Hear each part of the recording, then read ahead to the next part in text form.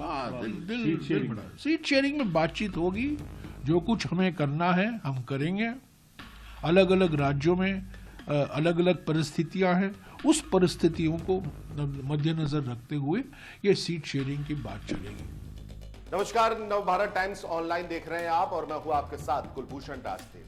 लोकसभा चुनाव 2024 का समय धीरे धीरे नजदीक आ रहा है और विपक्षी गठबंधन इंडिया में सीट शेयरिंग को लेकर पेच फंसा हुआ है। इस पर अब तक गठबंधन के घटक दल कोई भी फॉर्मूला नहीं बना सके। अगले हफ्ते तक इसे लेकर कुछ हद तक तस्वीरें साफ होने के आसार भी हैं। राजधानी दिल्ली में विपक्षी अलायंस की पिछली बैठक में सीट शेयरिंग का मुद्दा सबसे ऊपर रहा था। सीट शेयरिंग को लेकर जारी कवायद के बीच कांग्रेस की ओर से अब एक बड़ा बयान सामने आया है।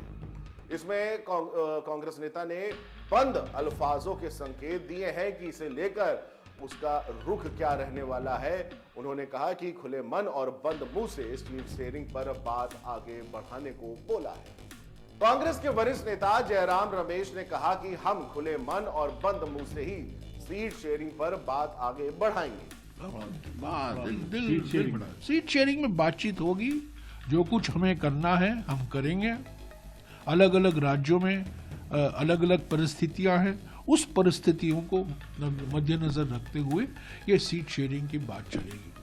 गौर करने वाली बात यह है कि जयराम रमेश की इस बात में ही सब कुछ छुपा हुआ है। सीट शेयरिंग कोई हल्का फुल्का नहीं, बहुत ही उलझा हुआ मसला है और इस पर कैसे क्या प्रतिक्रिया सहमति बनती है तो समय बताएगा। खैर, कांग्रेस नेता जयराम रमेश के बयान से यह साफ है कि इस मुद्दे पर अलग अलग दलों में एक राय बनाना आसान नहीं है।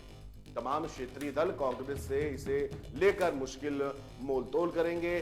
पंजाब हो, बिहार हो, उत्तर प्रदेश हो, इन राज्यों में कांग्रेस से अपेक्षा की जाएगी कि वह ज्यादा से ज्यादा सीटों पर कुर्बानी दे। इन राज्यों में क्षेत्रीय या दूसरे विपक्षी दलों का दबदबा है। उत्तर प्रदेश का उदाहरण ले तो समाजवादी पार्टी और राष्ट्रीय लोक दल जैसी पार्टियां भी इंडिया गठबंधन में शामिल हैं। इन्हीं पार्टियों को लगता है कि वे कांग्रेस से कई ज्यादा अच्छा प्रदर्शन कर सकती हैं। ऐसे में कांग्रेस को यहां ज्यादा सीटें मिलने की अपेक्षा नहीं। दूसरी ओर पंजाब की बात कर लेते हैं। पंजाब की भी यही स्थिति बनी हुई है। राज्य में सत्तारूढ़ आम आदमी पार्टी चाहेगी कि वह ज्यादा से ज्यादा सीटों पर चुनाव लड़े और इसी तरह बंगाल में भी तृणमूल कांग्रेस के साथ सीटों को लेकर गणित मुश्किल में पड़ेगा। टीएमसी बंगाल में खुद को सबसे बड़ी चुनौती समझती है और वह कांग्रेस की झोली में कम से कम सीट देने की पुरजोर कोशिश भी करेगी। ये सभी दल चाहते हैं कि विपक्ष में सबसे बड़ी पार्टी होने के नाते कांग्रेस खुले मन से इसके लिए बैठे।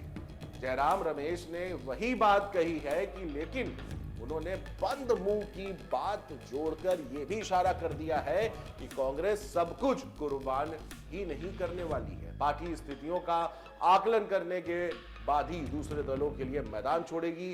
सीट शेयरिंग के खेल में अगर किसी में से सबसे ज्यादा कुर्बानी की अपेक्षा है तो वह कांग्रेस ही है। कांग्रेस को हर जगह फूक फूक कर कदम रखना होगा।